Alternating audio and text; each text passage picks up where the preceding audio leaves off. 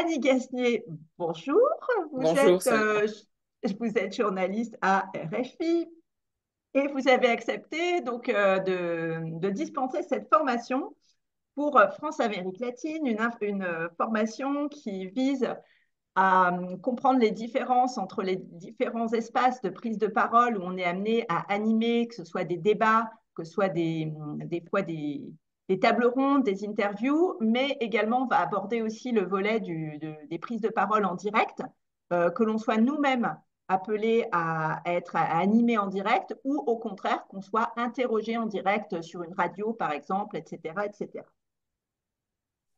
Justement, table ronde, débat, interview, ce sont des mots qu'on emploie parfois de manière confuse dans le cadre associatif. Souvent, d'ailleurs, table ronde et débat sont généralement employés des fois en alternance pour désigner le même événement. Est-ce que tu pourrais définir pour nous de manière un petit peu plus précise les modalités qu'impliquent ces différents formats? La différence pour moi entre une table ronde et un débat, c'est que la table ronde, par exemple, ça va être autour d'un thème précis. Je sais pas, on va parler de l'eau, on va parler des divers événements, par exemple, politiques qui peuvent se passer dans un pays. Et on va essayer de présenter à l'auditoire et à ceux qui sont là des points, ce qu'on sait autour de quelque chose. Par exemple, je ne sais pas, la situation en Argentine en ce moment, avec Milei et tout, pourquoi on en est arrivé là, qu'est-ce qu'il fait que économiquement, politiquement, qu'est-ce qu'il peut faire. Ça va être un exposé finalement avec plusieurs personnes qui ont des connaissances et des spécificités. Maintenant, je pense que là, c'est autre chose. C'est-à-dire, qu'est-ce que vous pensez de la situation en Argentine? Et là, on aura des gens différents. On aura peut-être un diplomate argentin de Milei qui expliquera pourquoi ils prennent ce genre de mesures. En face, on aura l'opposition, voire des syndicalistes, voire des profs, voire des gens d'une association ou de la société civile. Donc, je pense que quand on s'attend à un débat, c'est différent d'une table ronde. La table ronde est là, et d'ailleurs, les dispositions souvent sont différentes. C'est plus simple pour un débat de mettre que les gens se voient plutôt que de les mettre en ligne sur une estrade ou quelque chose comme ça. Donc je pense que ça, c'est pour moi la grande différence. De même entre interviewer une personne et inviter une personne.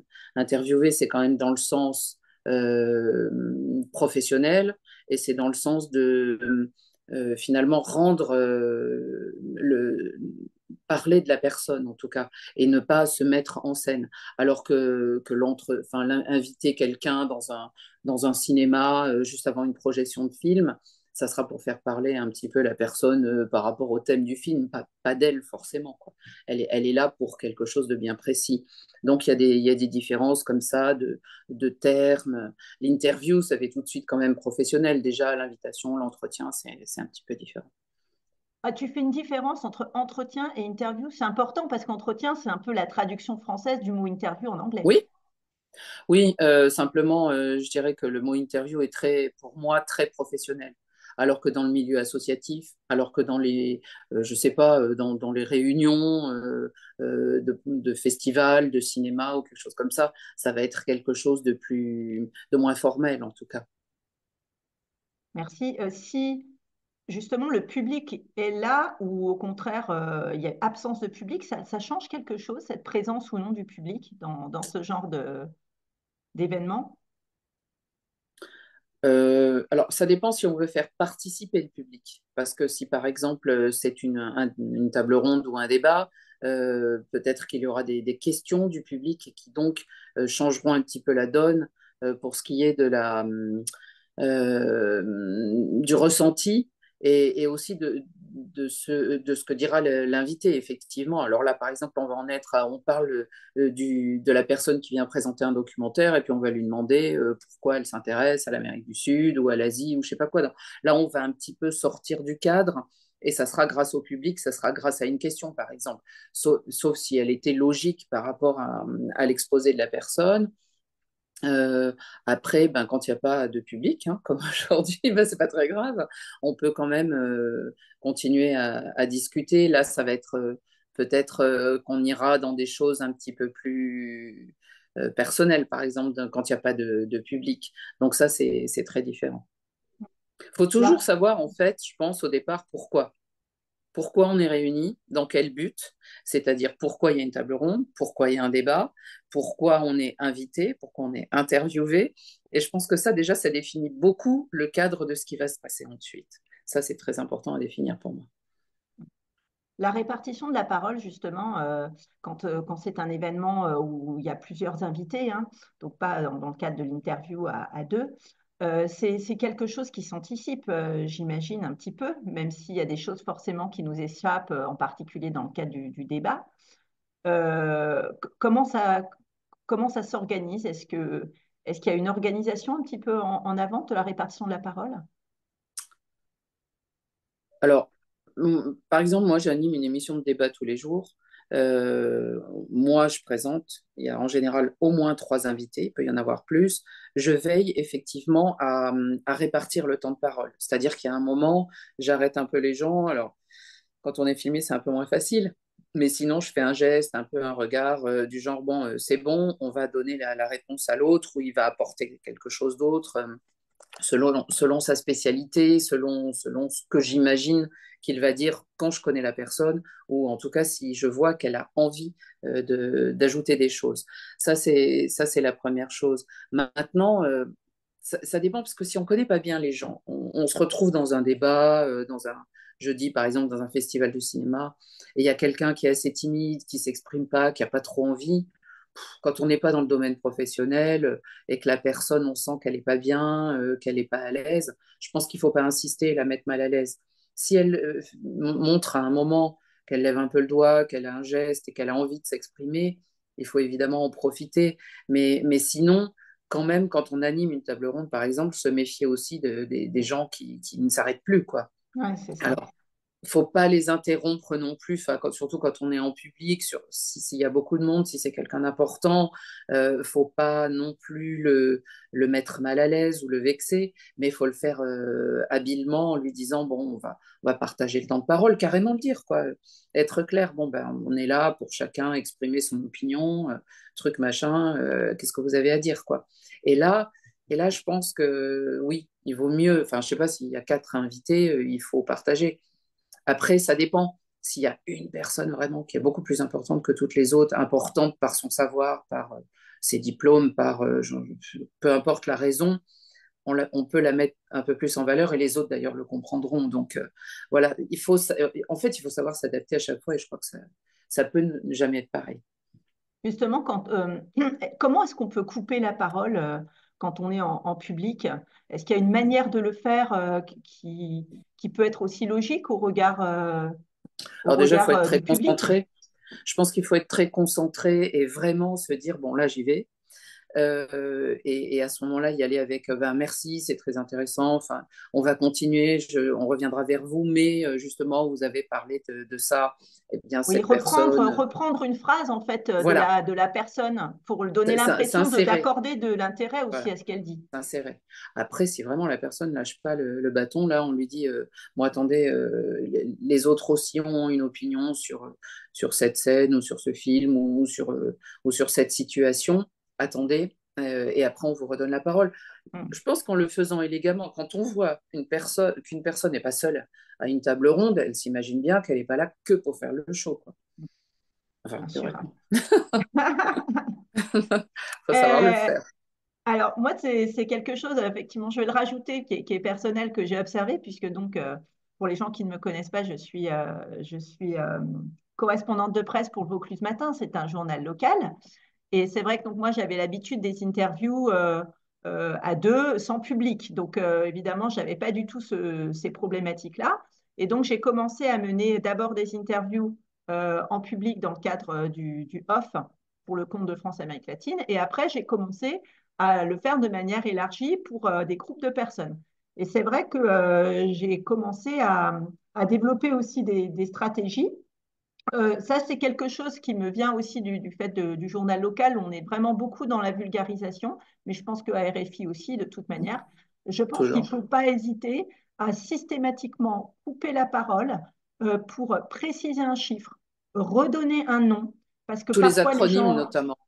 tous tous les les acronymes, acronymes où les gens parlent ou évoquent des individus qui semblent être connus du grand public à leurs yeux, bien sûr. alors que pas forcément. Donc, et ces petites coupures nettes, précises, à voix forte, elles sont tolérées en général de la part de celui qui prend la parole parce qu'il ne le ressent pas justement comme une coupure de sa parole. Hmm. Euh, Au il, contraire, euh, mise en valeur. une mise en valeur, mise en Hmm. valeur. On va dans son sens, on appuie dans son sens. Donc, je pense qu'il ne faut pas hésiter à interrompre pour préciser la date, préciser un nom, préciser un acronyme. Oui, oui. Euh, Autre chose, moi j'avais mis aussi dans ce que j'avais développé un peu comme technique. Alors des fois, comme moi c'était mes premières fois, j'arrivais pas à le faire, j'étais pas très concentrée, mais c'est vrai que avoir un petit papier. Alors on peut pas être toujours retranché derrière des notes parce que quand les gens nous regardent, quand on est face à un public, c'est compliqué. Mais Oui, avoir un surtout si petit on est papier debout, par exemple, quand on est debout, on a du mal à écrire. Donc, mais en bon, plus. sur une table, c'est plus simple. Mais quand on est debout, par exemple, ça va être un peu plus compliqué d'écrire. Donc, il faut être très concentré, ça, c'est sûr. Mais je Oui, ou pense avoir surtout, un petit bloc juste pour noter des fois une phrase ou un oui, mot, parce que des exactement. fois, on laisse la personne parler en Mhm. se disant, pour pas Avant de l'interrompre, et on se revenir. dit, tiens, voilà, sur ce mot-là, Exactement. je reprendrai le mot et je donnerai la parole à une autre. Et Ouais. c'est vrai que des fois, on zappe, on oublie, il faut avoir quand même cette petite chose-là, il me Après, semble. après, moi, je pense une chose, c'est qu'il faut jamais oublier, bon, en tout cas, c'est le rôle qu'on s'adjuge dans ce moment-là, c'est qu'on est des médias, c'est-à-dire qu'on fait le lien et pas trop apparaître. C'est-à-dire que, par exemple, on est dans une salle et on doit coordonner, mais ça ne veut pas dire qu'on doit apparaître. C'est pour mettre en valeur les invités, les gens qui sont là. Donc, ne pas trop parler. Alors, si vraiment la personne est muette et qu'elle est saisie d'émotions ou de timidité, on va essayer de l'aider et on parlera peut-être plus qu'elle, mais essayez de parler moins et surtout de le laisser développer ses idées, voire l'aider à aller jusqu'au bout. On se fait un canevas. Bon, moi, je pense que théoriquement, en tout cas, nous, évidemment, on le fait, c'est de préparer. On a un canevas, mais ensuite, ce canevas, on peut en sortir et surtout pas imposer. C'est-à-dire, par exemple, on a dit, bon, je pense que je vais poser 10 questions. Si on arrive à 4, mais que c'était très intéressant, que c'était enlevé, que c'était, même si ça part dans d'autres directions, c'est pas grave. Je pense que ça, c'est important. Faut pas se dire, bon, je ramène à chaque fois à mes questions et il faut être très concentré parce qu'il faut écouter et voir rebondir sur une chose à laquelle nous, on n'aurait pas pensé, mais qui, dans ce contexte-là, est très intéressante. Donc, je pense qu'il ne faut pas non plus être rigide sur un canevas, essayer de ne pas avoir des questions trop longues pour ne pas lasser tout le monde. Donc, après, être savoir s'adapter en fait. Et ça, c'est pas toujours simple, effectivement, surtout quand on le fait occasionnellement. Mm. C'est vrai qu'à titre personnel, moi, mon ressenti, puisque j'ai fait ça très peu de fois, c'est vrai que moi, j'ai été assez stressée. Oui. Et du coup, le canevas, j'ai été accrochée comme à une bouée de secours. Et c'est Non, vrai non, que mais c'est normal. les C'est retours normal. que j'ai eus, c'était, ah ben ouais, mais t'aurais pu dire ça. Et pourquoi Hum, là, t'as pas donné la parole à un tel? Mais en fait, c'est que hum. j'avais tellement peur d'être distraite Ouais. que je n'arrivais pas en fait à écouter ce que disaient les gens parce que Non, non, ça, j'avais c'est trop peur normal. de. C'était le stress en fait. J'arrivais Oui, pas oui. Bah, à improviser et je me suis interdite d'improviser. Je me suis dit, tu ne sors pas de ton canevas, sinon tu vas ah non, perdre. mais moi, je fais de la radio et j'aime pas être parlé en public. Ça me stresse. Alors que quand je parle dans mon micro, il y a 3 millions de gens qui m'écoutent. Donc ça, c'est quelque chose de très particulier. Mais on a un peu des techniques, par exemple, quand il y a beaucoup de gens et on repère au premier rang ou au deuxième ou au troisième des gens qui ont l'air intéressés, qui opinent un peu du chef, qui sourient quand il faut sourire, et sur lesquels on peut s'appuyer du regard un petit peu, même si de temps en temps on balaye toute la salle. Mais c'est vrai que ces gens-là vont aider, qu'on les connaisse ou pas, mais en tout cas vont nous donner un certain appui, parce que c'est jamais facile, bon, sauf pour des gens qui adorent ça, mais de parler en public, ça c'est évident. Hein. C'est pas quelque chose de très simple. Alors, question, est-ce que on peut donner son opinion aussi? Est-ce que Oh ça bah, peut se faire en tant alors, qu'animateur? tout dépend du cadre. C'est-à-dire que, par exemple, euh, Dans la profession, théoriquement, on ne le donne pas. C'est-à-dire que nous, on est là pour être neutre et objectif, pour transmettre la parole entre un qui est un opposant, l'autre qui est un légaliste, et ils ne s'entendent pas, ou un syndicat et un patron, peu importe. Nous, on n'a pas à prendre parti, on est transparent, on pose des questions qui vont faire apparaître les points de vue différents, les points de vue où on achoppe complètement sur des négociations, des points de vue qui peuvent être convergents. Donc ça, c'est notre travail, notre rôle. Maintenant, On si a on un se problème retrouve. avec ton micro, Ali. Excuse-moi. Ah oui? Et Ouais, là, ça là, va c'est mieux? mieux. Ouais, Ah parfait. oui, Excuse-moi. d'accord. Oui, donc tu disais? Et si, alors par exemple, donc là c'est vraiment, on passe les plats, on fait le lien entre deux personnes qui n'ont pas le même point de vue. Maintenant, si on est dans un festival de cinéma et qu'on a le réalisateur qui est là, ou un critique très connu, ou je ne sais pas, un producteur, là on peut dire, voilà, on est ici, on a sélectionné ce film, on a été très touchés, on l'adore, racontez-nous où vous l'avez tourné, comment c'était. Donc, ça dépend complètement du contexte. Quand on n'est pas professionnel, si on a envie de donner son avis, on peut le donner. Après, si c'est un avis très tranchant alors qu'on présente des débats, à la limite, on le dit à la fin. On dira, bon, bah, nous, on vous a invité, vous le patron, parce qu'on trouve que c'est intéressant ce que vous faites, même si le syndicat n'est pas d'accord. Enfin, il y a des manières et des moments pour le dire, je pense, mais pas pour se dire au début du débat, bon, alors moi, je suis pour le patron, et les gens vont sentir non, mais que toutes les questions vont être orientées du coup dans ce Oui, sens-là. qu'on est Ça va un petit partisan. peu fausser la discussion, certainement. Justement, à propos du statut des invités, je pense que les préparations aussi diffèrent en fonction du statut des invités d'une part, pardon, et puis du format de l'autre. Est-ce que tu peux, parce que moi, c'est vrai que j'ai eu l'expérience sur une table ronde où on avait un spécialiste, un universitaire en fait, qui était attendu et qui, au dernier moment, n'a pas pu venir. Et effectivement, on avait préparé des questions. Alors, on avait suffisamment de personnes de toute manière pour maintenir la table ronde parce il y avait quatre invités, donc de toute manière, elle pouvait très très bien se dérouler. Et c'est vrai qu'on avait du mal en fait à. On avait préparé des questions qui étaient indispensables et on s'est rendu compte pendant le processus que ces questions, elles étaient mal formulées. On pouvait les formuler puisque les gens, effectivement, qui étaient présents, les invités, avaient des choses à dire sur ces questions-là, ces sujets-là, mais on les avait formulées en direction d'une personne précise, à savoir un universitaire. Et en fait, les invités ont été bloqués ou se sont sentis intimidés par ces questions-là. C'est vrai que je me suis dit, c'est important de peut-être de réfléchir au statut de la personne. Par exemple, si c'est quelqu'un qui est un témoin, qui vient en tant que témoin pour témoigner, ou quelqu'un qui est membre d'une association. Il y a des gens qui peuvent tout à fait parler d'un sujet, mais au lieu de poser une question peut-être de manière un peu problématisée, qui fait un peu sujet de dissertation et sur laquelle se régalerait un universitaire, je pense que peut-être on aurait dû fragmenter les questions. Peut-être que on aurait dû d'abord faire appel à ses souvenirs avant d'orienter vers quelque chose de plus problématique pour le mettre en confiance. Je me suis dit qu'on a mal dirigé en fait les questions parce que ces invités-là pouvaient y répondre, mais on les a mis en difficulté en adressant les questions de cette manière-là. Je ne sais pas ce que tu en penses. Peut-être tu pourrais commenter ou. Alors, je pense que quand c'est un professionnel, je pense par exemple à des hommes politiques, on arrive, on a bien préparé l'interview, on a bien rédigé les questions, on sait qu'ils jouent sur les mots, on sait qu'ils utilisent la langue de bois, on sait plein de choses. Donc, on essaye de contourner. Donc là, il y a nécessité de bien préparer les questions parce qu'on s'adresse à des gens qui sont professionnels et qui sauront se jouer des questions, ne pas répondre. Bon, ça, on va l'entendre quand ce sont des gens qui ne sont pas des professionnels, même un universitaire. L'universitaire, en fait, souvent, lui, par contre, il a l'habitude de parler en public, il va venir devant des élèves, il va venir dans un amphi, il va venir devant un auditoire et il va s'exprimer. Après, il est sûrement sollicité par des médias en dehors dans sa vie et tout. Mais en tout cas, quand c'est pas un professionnel, je pense qu'il faut pas rédiger trop les questions. Et surtout, par exemple, alors si c'est un témoignage que ce soit d'une catastrophe, d'un accident, d'un tournage de film, de je ne sais pas quoi, la personne, elle vient pour donner sa parole, mais spontanément.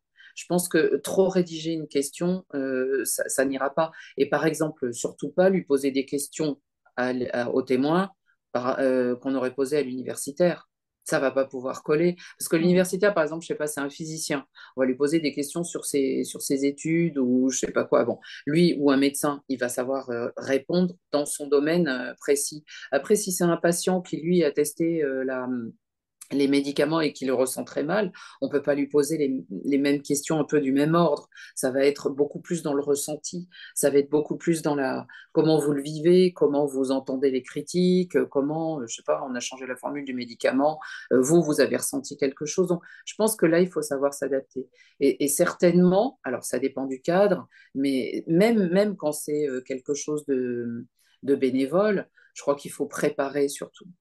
Il faut savoir préparer en amont ce genre d'interview quand c'est un peu sérieux comme ça.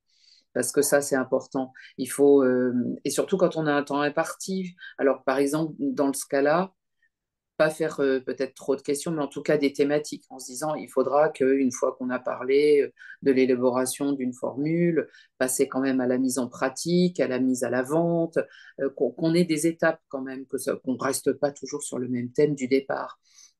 Donc, il faut quand même préparer et essayer de connaître en tout cas la personne. Nous, par exemple, moi, je sais que quand les invités arrivent avant une dizaine de minutes, un quart d'heure, on parle jamais du thème avant.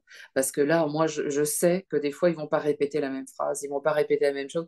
Ou alors après, ils me dire, oui, alors comme je disais tout à l'heure, non, mais je veux pas on s'en fout qu'on ait parlé avant. Les gens n'étaient pas là.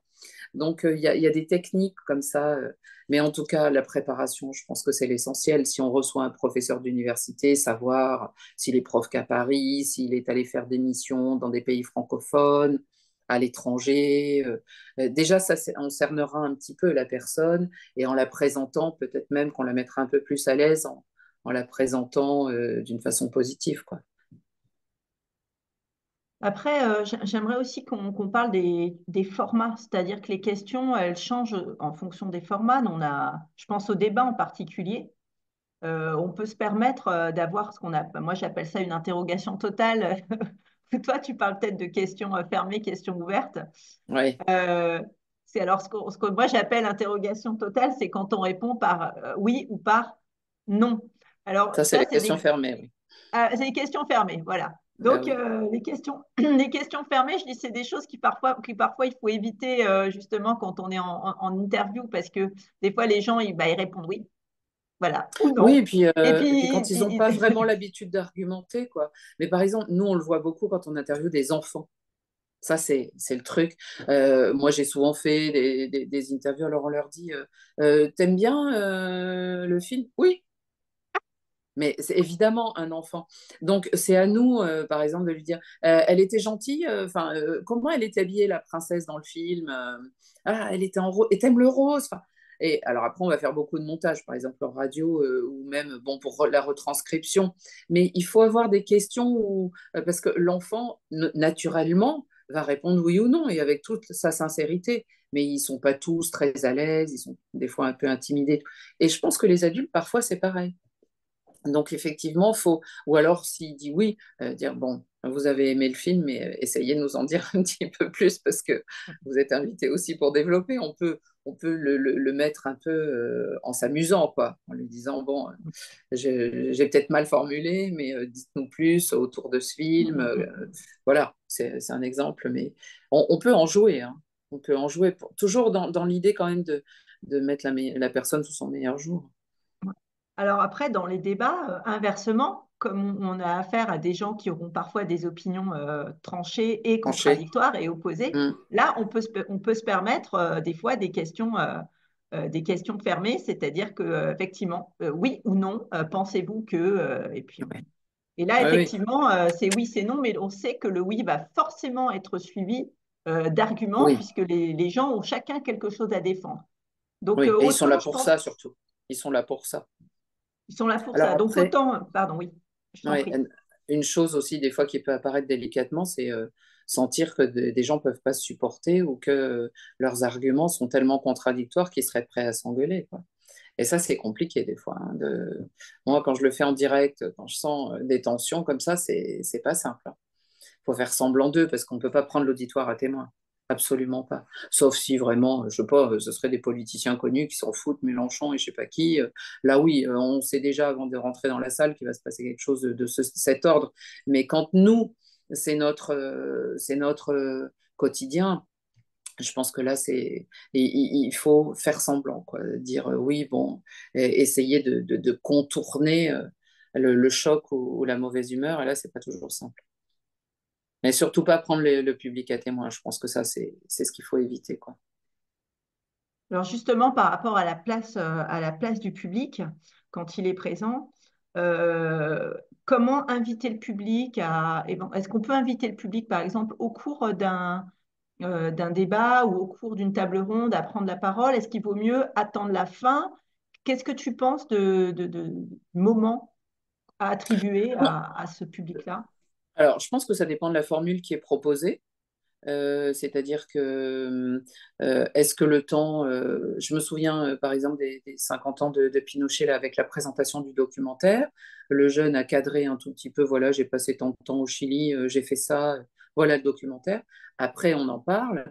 Si le temps imparti, c'est 1 heure, eh ben, on segmente les paroles en disant aux gens, bon ben voilà, posez vos questions. On leur a dit avant qu'on leur donnerait la parole, donc on doit leur donner la parole. Peut-être effectivement revenir avec l'invité en lui disant bon, bah, ton documentaire, explique-nous un point ou un autre. Après, le public. Alors, il y a des gens qui, des fois, c'est plus que des questions, c'est des appréciations et ça peut durer. Donc, leur dire, bon, excusez-nous, s'il y en a d'autres qui lèvent la main, il faut que le micro circule, il faut que la parole circule. Donc, c'est à nous de quantifier et des fois, c'est un peu embêtant, oui, parce que des fois, il y a des bouffeurs de micro, là, c'est un peu compliqué et qui donnent leur opinion.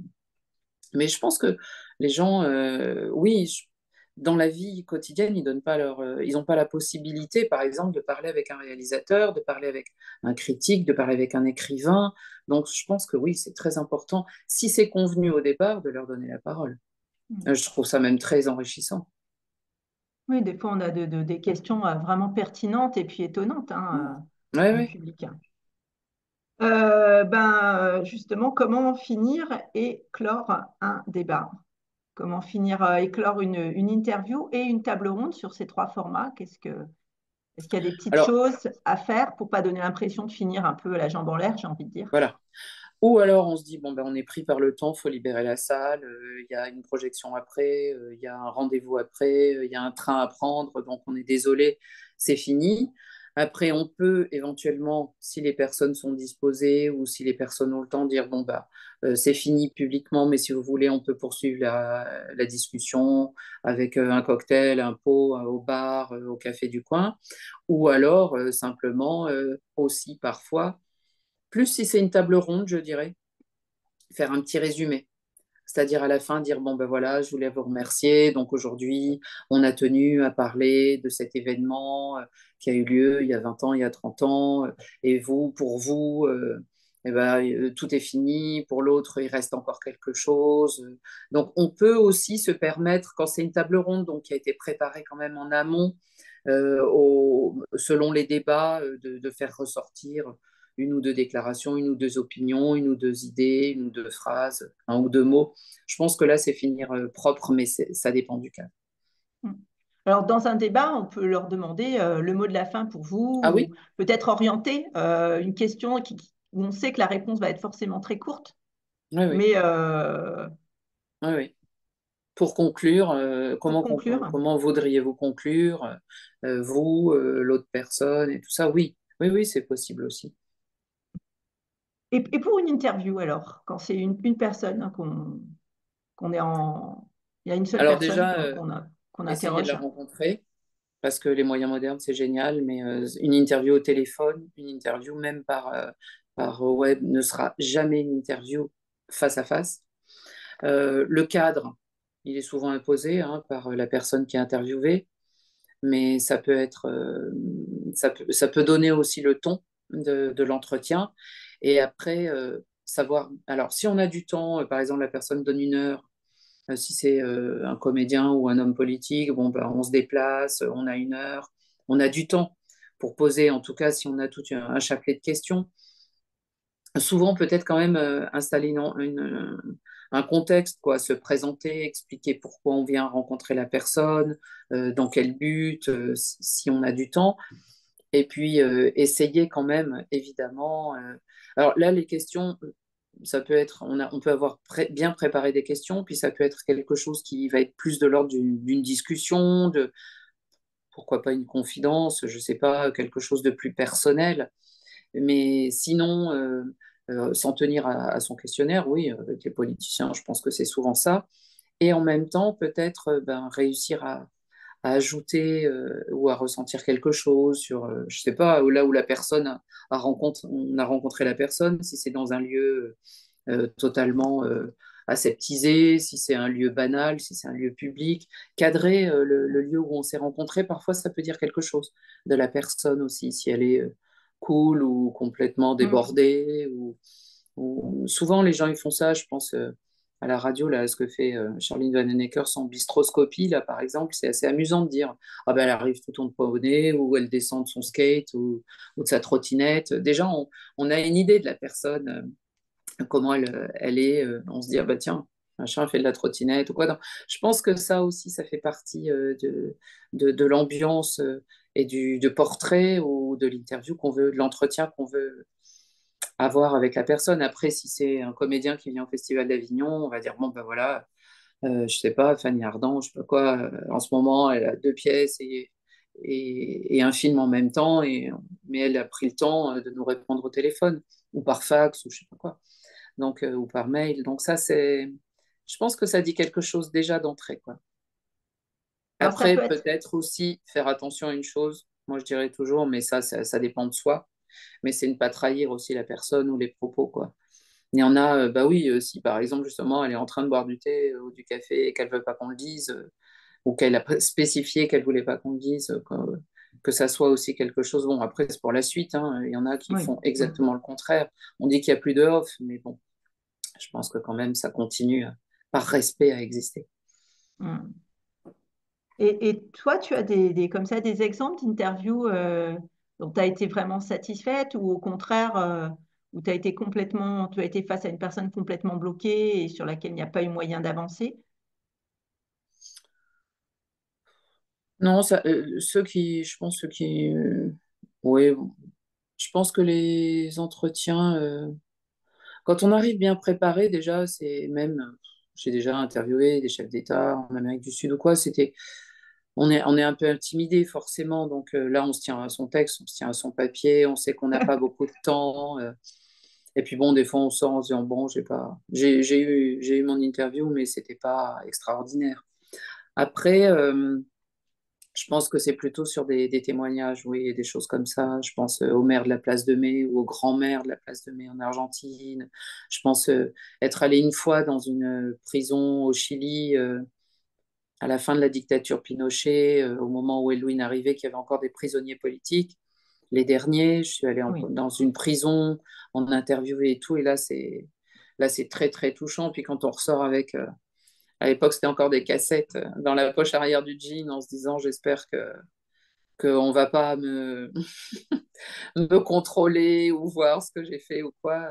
Ça, c'est des moments où on se souvient de la personne, on se souvient de l'interview et on a d'autant plus envie de l'écrire tout de suite. Moi, c'était pour le journal La Croix, je crois, à l'époque. Et ça, c'est des moments très forts. Puis des fois, ça peut être... enfin, j'allais dans les favelas au Brésil et on va rencontrer un peu le caïd du coin avec toutes ses chaînes en or et son arme dans le short et puis qui va être malgré tout quelqu'un de très humain et là on n'a pas de canevas, hein. Là on là on improvise là et en se disant il faut surtout que je ressorte vivante, mais ça c'est très étrange aussi, donc voilà, c'est le hasard des rencontres, mais ou des fois ça peut être exactement ce qu'on n'imaginait pas, quoi. Ça c'est très fort. Mm. alors c'est vrai que des personnalités comme ça, quand on est dans le cadre associatif, on se voit mal les interviewer. Ça demande, je pense, Ouais. beaucoup de bagages derrière soi et beaucoup d'expérience pour pouvoir improviser et des questions. Et puis on est à la fois très pro, puis en même temps on arrive à être dans une relation humaine. Oui. pour pouvoir dialoguer avec cette personne. Parce que s'il sent qu'on n'est que pro et pas humain, je pense que ce genre de personnes ne communiqueront pas de la même manière. Donc, Ouais, ouais. Ouais, et puis quand on connaît bien le contexte, on sait aussi qu'ils sont capables du pire comme du meilleur, c'est-à-dire que l'État a démissionné depuis longtemps et c'est eux qui financent des actions sociales, ne serait-ce que payer un cercueil pour l'adolescent qui s'est fait descendre par ses ennemis ou par les flics la veille. Il y a des choses comme ça qui sont tellement qu'on connaît quand on connaît le contexte que oui, on aura moins d'a priori que quelqu'un qui arrive de Paris. Parce que alors ça, par contre, les reporters qui arrivent un peu parachutés et qui ont une idée bien précise avant de commencer, ça c'est compliqué, quoi. bah écoute, merci beaucoup. Après, moi, si tu as encore un peu de temps à nous accorder, c'est vrai que, tiens, moi, j'aurais bien aimé aborder les questions du direct de manière générale. Quand on est un peu de l'autre côté, justement, si on est interviewé et pas intervieweur, tu conseilles à la radio, par exemple, on prépare ou on prépare pas son intervention? Si on sait qu'on va être interrogé sur une radio, quel genre d'invité tu préfères? Ah non, mais ça dépend pourquoi on est invité. C'est-à-dire si on dit, bon, bah, je t'invite à la radio et qu'on ne nous dit pas pourquoi, ça va être compliqué. Moi, il y a 15 jours, j'ai été invitée à l'École normale supérieure de Lyon. Normal Sup Lyon. Donc, alors il y avait deux tables rondes auxquelles j'ai participé. Il y en avait une, c'était qu'est-ce que c'est, comment faire passer l'émotion à la radio en sport. Donc c'était intéressant parce que c'était les techniques qu'on peut avoir. J'étais pas la seule, hein, ceux qui notamment commandent des événements, que ce soit le 100 mètres du Usain Bolt ou que ce soit une victoire de la France en Coupe du Monde. Donc on expliquait ça. Et après, c'était moi qui étais interrogé, moi en tant que grand reporter. La personne avait même retrouvé une interview, une correspondance que j'avais faite il y a des années à Buenos Aires, il y a au moins 30 ans, quand les techniques n'étaient pas encore assez bonnes, il n'y avait pas le Wi-Fi, il n'y avait pas Internet, il n'y avait pas tout ça. Donc ça, c'était très intéressant. Bon, ben là, je suis allée sans préparer. C'est-à-dire, je savais qu'il allait me demander comment j'étais devenue journaliste, pourquoi l'Amérique du Sud, pourquoi 20 ans là-bas et tout ça. Donc, il y avait des choses, des exemples de reportages. Là, je prépare rien. Et en plus, on n'est pas méfiant. À Normal Sup, ils ont une radio web avec des podcasts. Je ne me sentais pas du tout piégée ni rien du tout. Ça dépend du pourquoi on est là, mais en général, on le sait avant. La semaine dernière, j'ai reçu dans mon émission quelqu'un qui a longtemps travaillé avec nous, qui est devenu entraîneur et qui vient euh, avec son équipe, ils montent de catégorie. Ils sont promus d'un groupe à l'autre. Bon, ben, il est venu, je suis sûr, il n'avait rien préparé. D'abord, il est très à l'aise dans les médias.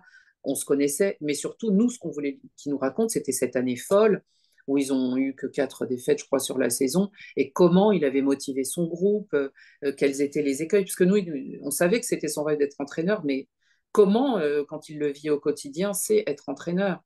Donc, lui, il n'avait pas préparé.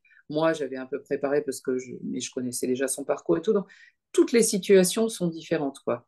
Mais en tout cas, je pense que les auditeurs ont entendu ça, c'est-à-dire comment on devient entraîneur. On a plein de théories, comment on les applique, quels sont les échecs, quels sont les écueils. Et ça, c'était intéressant. Donc, je pense qu'en tout cas, faut savoir dans quel cadre on y va.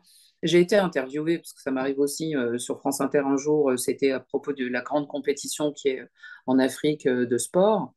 Elle m'avait pas donné les questions avant, et moi je déteste quand on nous demande les questions avant, sauf si c'est vraiment des gens alors très connus, ou alors les politiciens souvent les demandent, mais je déteste ça parce que je crois qu'il y a Il une vaut mieux éviter de donner spontanéité. les questions en avance. Ah oui. Ah oui, parce qu'il va les préparer. Alors là, ça va pas être du oui-non, mais ça va être 4 phrases et la personne n'en sortira pas.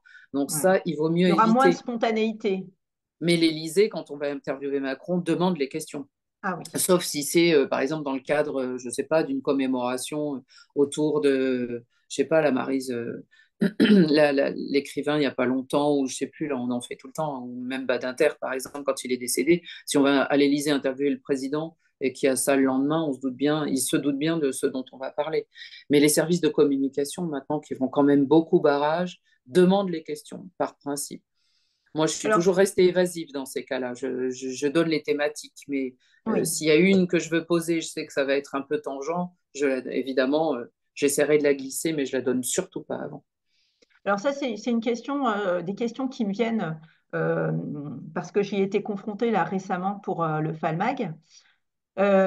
Plusieurs questions. La première, on s'est posé la question de comment gagner la confiance de personnes qu'on interroge donc, dans des pays en Amérique latine qui sont des gens qui sont des défenseurs des droits humains, par exemple. C'est vrai qu'on s'est posé la question, on s'est demandé si peut-être leur faire parvenir les questions en avance et qui voient aussi le type de questions, le sérieux, etc. Peut-être c'est une manière de gagner leur confiance parce que des fois, il y en a qui ont envie de nous parler et en même temps Ils sont qui méfiants. qui sont méfiants et qui craignent d'être pris dans un traquenard ou des gens après qui vont utiliser leurs propos pour les retourner contre eux et leur créer des problèmes. Donc, est-ce qu'il vaut mieux dans ce cas-là faire parvenir les questions? C'est la question Oui. qu'on s'est posée. Oui. Je pense que oui, et pour différentes raisons, c'est-à-dire que la personne, surtout si c'est un acteur, par exemple, de la société civile, de défense des droits de l'homme ou quelque chose comme ça, des fois ils peuvent être visés, donc oui. Deuxièmement, ils connaissent pas forcément la FAL, l'association, pourquoi elle agit ou ce qu'elle fait au quotidien. Et là, on ne peut pas demander à quelqu'un comme ça qui va donner une interview entre deux choses de ses activités, de connaître tout sur nous et sur ça. Moi, j'avais la chance, moi je disais Radio France ou Radio France Internationale, déjà tout de suite, ça ciblait, c'est de Paris. Bon, il y avait comme ça une espèce un peu de confiance et d'aura. Mais dans ces cas-là, quand c'est une publication un peu moins connue, je pense que là, il n'y a aucun problème, il n'y a pas de méfiance. Au contraire, c'est pour mettre la personne en confiance. Donc oui, qu'elle se dise, ah ben oui, les questions sont sérieuses ou les questions sont intéressantes et ça me motive, quoi. Hmm. Parce qu'effectivement, là, Je il y a pense que eu... là, ça ouais. n'a rien à voir avec les professionnels ou les...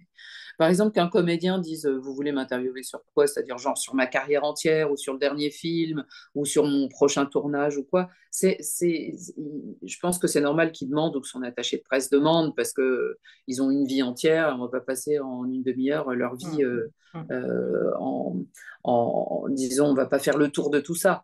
Par contre, oui, quand c'est quelqu'un, surtout à l'étranger et tout, oui, là, je pense que c'est complètement intéressant. C'est sûrement bénéfique d'envoyer les questions. Hmm. Ouais. Donc là, dans ce cas-là, c'est plutôt bénéfique. Oui, et puis Ouais. le but, c'est que la personne soit en confiance et dise le maximum de choses intéressantes. Là, on n'est pas devant un public, c'est pas pour le piéger, c'est pas. Après, dans la discussion, si les questions évoluent, s'il y en a d'autres, voilà, c'est comme ça. D'accord. Bah, écoute, merci beaucoup, Annie, hein. Bah écoute, Sonia, de rien.